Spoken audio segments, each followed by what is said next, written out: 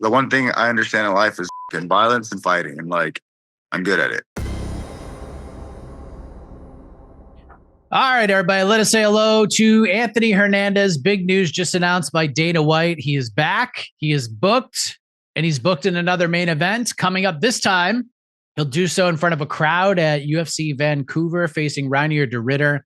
Massive fight at 185 pounds. Fluffy, how are you, sir? I'm good. How about yourself? I'm doing great. Big news here with middleweight being the division at the top of people's minds right now, following UFC 319 and a new champion being crowned. Now you get RDR. What was your reaction to this booking? Man, like I said, if I got to beat every motherfucker down the list to get to the fucking belt, I'm going to do it.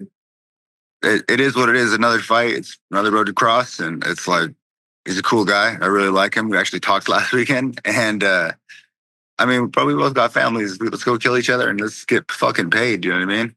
Unfortunately, the taxes out there is crazy, so we won't really get really paid. But if there's some Canada people that want to bring us some weed, I'll take that. I mean, I'm sure people will be hitting you up. But what were those conversations like with RDR out in Chicago? I mean, you basically were out there for a very similar reason, right? To pay attention to the title fight. Maybe something weird happens and you slide in maybe in October or something. But what were those chats like? It was chill. He's like a cool guy, honestly. Just talk about family and shit. And like, you know what I mean? He was a cool ass dude. We were talking about smoking, stuff like that. And turns out we're fighting each other. So it's just like, it's funny. I mean, at the end of the day, it's martial arts. It's about respect. So like, I have no problem with any like guys. And like, he doesn't talk shit and stuff. So there's no reason to hate anybody. You know what I mean? We're both high level martial artists and we're going to go try to fucking see how much damage we can do to each other. Only thing missing from the fight is the middleweight BMF title. This is what you put onto the universe. You and RDR, BMF belt last time we spoke. That's the only thing missing here. That's the only thing missing. Hopefully Dana's like, you know what, fuck it. But then, what you call it, Chow and them would need one too, because respect to those two fucking guys. You know what I mean? He's on a fucking streak as well. So I get it. There's probably nothing on the line, but I'm sure they'll have something here soon. So you had that incredible win over Roman Dolidze. I've been saying ever since that at worst, that is one of the top 3 performances of the year in all of MMA. It might even be the best. I'm not really sure, but I appreciate it. Yeah, they send you to Chicago. You meet RDR, and that was pretty cool. But you're in attendance for UFC 319, and your manager sent me a video of you walking into the arena, and people are just shouting, "Fluffy, yeah, Fluffy." That was pretty cool, right? I mean, I'm sure people knew who you were, but to get all of that attention. It's a blessing for sure. It means that I'm doing the right things. You know what I mean? It means that just keep going and keep doing what I've been doing. And people are going to keep fucking believing in the recipe. Did you enjoy yourself overall being out there? And for sure. It was fucking beautiful out there, man. I was like, there were so many nice just stop and smoke spots and watch boats. And like, it was absolutely beautiful, man. I loved it. I loved every second of it. That's what I got into the sport for, is to travel, watch fights, and like beautiful violence. You know what I mean? Nice. And of course, you got to watch Khamzat Chimaev. He is the brand new middleweight champion. And when we last spoke, I asked you about the fight, and you felt Dricus du Plessis would go in there and get it done. And you were not alone in that prediction. Maybe Khamzat would come out guns a-blazing, and then he would get tired, and DDP would take over down the stretch. Obviously, that was not what happened this past Saturday. Were you surprised? Sure. I was, until then I started like watching what DDP was doing. It's like, bro, you're doing like all big, explosive, strong guy shit. Like that shit doesn't work against good wrestlers, because when you know what I mean, like they can flow off of that shit. So like DDP just like kind of fucked himself on that, and then Khamzat did a really good job of keeping the pressure on him, keeping him on his hands, like keeping it so he couldn't get up. You know what I mean? It's very high level on Khamzat's end, but like to watch like as a fan and watch like to enjoy blood and shit and like people cracking the fuck out of each other and like mixing it up, it was like kind of boring. But like that's just my opinion. I'm a fighter, you know what I mean, too. So I mean, I try to send it usually, and like I've been there too, where it's like you kind of hurt and you gotta just fucking do what you gotta do to win. So I get it, you know what I mean? But yeah, I look forward to when I do get to fight that guy. So you know what I mean? Right now it's like I got some more proving to do. So I'm gonna go prove a point, and then you know what I mean? However the fucking shit plays out, it plays out. When did you sort of realize watching the fight, like, yeah, this is over. This isn't going to get any better?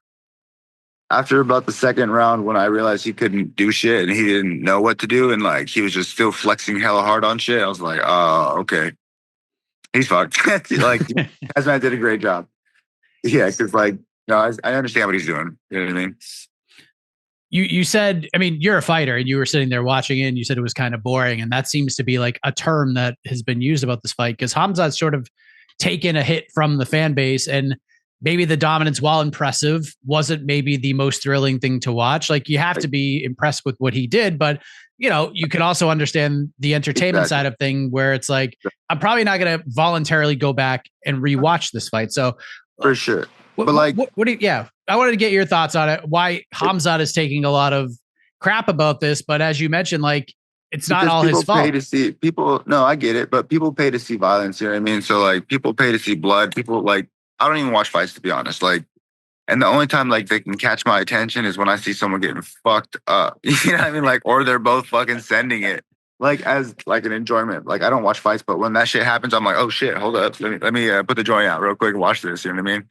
I enjoy seeing that shit, but like, you're not gonna catch me being like, oh, I love grappling so much that I'm just gonna watch this fight. You'll never catch me saying that shit. Like, I grew up striking. I love striking. Like, I don't know. I think I love that side of fighting. Khamzat usually does send it. Like most of his fights, no, he is sending it. He does. But like I said, he did a smart thing. He shut him down, like solidified the belt, and now it's his call. You know what I mean? Like he did everything right. Like you probably should do that for your first fight for the title. You know what I mean? Like he played it safe, played it smart. So like respect to him on that shit. And it was like he did it very good and beautiful in a way. But as a fan, it's like, I don't know. I don't want to see someone get hurt. What is it like watching? It's your division. It's the title that you're striving for, and you're watching two guys that you're thinking, I'm probably gonna fight both of these guys at some point. Like I'm hoping to fight both these guys at some point. Yeah, what's the viewing experience like? Like you want to see two guys send it and beat the shit out of each other and blood and guts and everything, but at the same time, like this is an important fight for your career from like a visual and a learning standpoint. No, for sure, exactly. Yeah, I don't know. When the fucking time comes, man, my coaches will have a fucking game plan, a drawing board, and like at the end of the day, I'm always gonna listen to them. This is a group effort. It's not just me. You know what I mean? At the end of the day, yes, I'm in the pilot. I'm in the pilot seat, but this is a group effort, and like they help me very fucking much, and I trust them with all my life. So when that time comes and the approach comes, I'll be ready for it. When they put together the game plan for Roman, like, did you expect that? I mean, I know you expected to win and be dominant, but like that was demoralizing what you did to that guy. It was crazy to watch. Thank you. I appreciate it. Now it was like getting ready for that. Like when I watched his striking, like I tell everyone, man, I'm a striker. When I seen his striking and how he threw his punches, I was like, oh, bro, he's got nothing for me. And then when I was in there and seen it, and I was like, oh yeah, he's got nothing for me. And then just sent it. You know what I mean? Like I don't know. I'm pretty like the one thing I say this. The one thing I understand in life is fucking violence and fighting, and like I'm good at it. So I just stay in my lane, keep it simple, listen to my coaches. Yeah, I mean, it was just so crazy to watch, and I actually like I said this publicly too, but as we're watching the fight at the end of the first round, I literally typed in our Slack channel, I'm like, Roman's done. Like he's already done. And he looks like he's having the most miserable time of his life. And like you won that round, but it wasn't like the worst was yet to come for him. But even after the first round, I was just like, he's done. Did you kind of feel that too? Like after that first round, just like, he didn't have any fucking answers. He didn't have any answers. And I could feel that like just on the feet, how slow he was. I was like, there's no way. And then even when he grabbed me, I was like, yeah, there's nothing. He's got nothing for me. Like, I got really good training partners, man, and they're very like hungry kids. And I've showed them what we do and like how to do it. And they like, if I'm fucking like my first week back got fucked up by everyone. These little fuckers. I say little fuckers, but they're all 6'3", 240 right now. And like when they grab you, they grab you. You know what I mean? So it's been a rough first week back. But I told them I'm like next week I'm fucking all you guys up. So it's gonna be fun. Fun fight camp. Looking forward to it. We normally talk about like the fence grabs and all that stuff and like why the referees just won't take a point.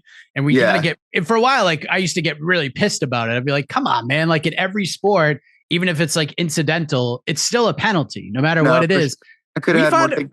You know what I mean? Yeah. We actually found ourselves saying, like, I kind of wish Herb didn't take a point away, because like it's almost like insult to injury to take a point away with the way he's losing this fight. But yeah, that choke was so nasty, man. Was it just like, did you know the fence grabs are happening? I'm sure you heard the point. No, I didn't, dude. I didn't know until I watched the fucking film later. I was even talking to Dana. I was like, bro, he's fucking strong. I was trying to sit him on his ass. And this fucking guy is holding the fence. I'm like, bitch, he wasn't strong. He's fucking cheating the whole time, motherfucker.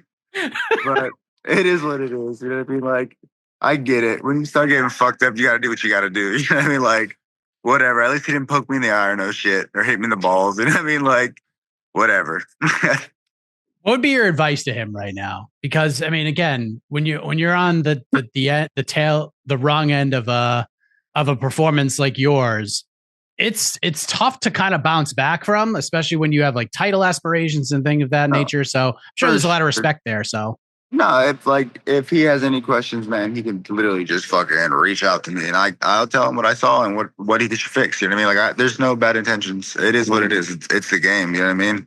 I'll definitely tell him he's got to fix what I saw, but until he reaches out, I mean, I'm chilling. You know what I mean? Respect to the man, and it is what it is. It's nice to see sort of like the fallout of UFC 319, because you're there and RDR's there, and we got Kaio and Imavov getting ready to fight. It just seemed to be a bit of a wild card, because if Khamzat just runs over Dricus in a round, UFC might have turned him around like real fast. Maybe they do it in Abu Dhabi in October, but it appears that they're going to keep Khamzat's first title defense until 2026. Right? Which is smart. And now, because of this, we get this fun sort of 4-man who can do it better between you and RDR and Imavov and Bahali. This is perfect for you.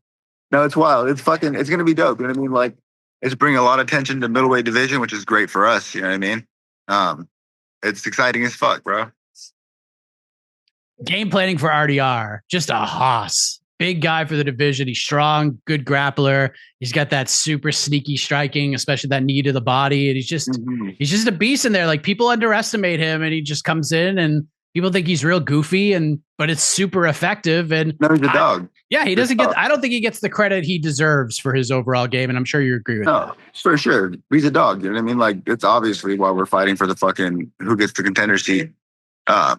He came in here and he's proven his point against good guys. You know what I mean? So I got no bad intentions for the guy, except on fight night. You know what I mean? We both have bad intentions for each other, but like, it is what it is, man. I'm going to have my game plan here, and we're going to fucking double down on it, and we're going to send it. Do you feel that Reinier de Ridder is a tougher matchup for you than Khamzat Chimaev is? I think he has more like tools to offer than Chimaev has showed. You know what I mean? And he's big and dangerous. So like, I mean, that's always like it changes things. You know what I mean? Like different distance and shit. You know what I mean? So I don't know. Either way, I'm looking forward to it. Yeah, it's gonna be a great fight. And of course, I know we got a little bit of time before we get to the Great White North and get to Vancouver, and you still haven't even started official training camp for RDR yet. But talking about it, I'm sure there's other interviews you're going to be doing. But what are you playing in your head right now? Like, what are the headlines going to read? I know at the end of the day, like the fight's going to play out, and you're going to get your hand raised, at least in your mind. But how do you see this going down? As far as media and shit, I really don't know. I don't look into media and stuff. I'm not gonna lie. I'm like really bad about that shit. Like I said, I got 4 kids and I'm fucking always busy. You know what I mean? I don't have a lot of time for shit. So I don't know. I just know that we're going to fucking send it. Let the best man win. Yeah, it's such a great fight. And Dricus du Plessis, where does he go from here? What would you, if he called you and said, hey, I'll give you some advice, what would you tell him outside of, look, man, you gotta use a little more technique to get back to your feet? No, yeah. I mean, his coaches made a statement that they're going to put in a lot more technique in wrestling and shit. So his team, they have a great team. They made it to the belt. They know what to do. You know what I mean? Like, if he has fucking, I don't know, it's like respect, but he's got a fucking great camp behind him, and I'm sure he's going to make the proper adjustments. I don't doubt it. You know what I mean? Everyone has hiccups in life. It is what it is. You know what I mean? He made it that far. He can make it again, I'm sure. You know what I mean? It's just about making adjustments.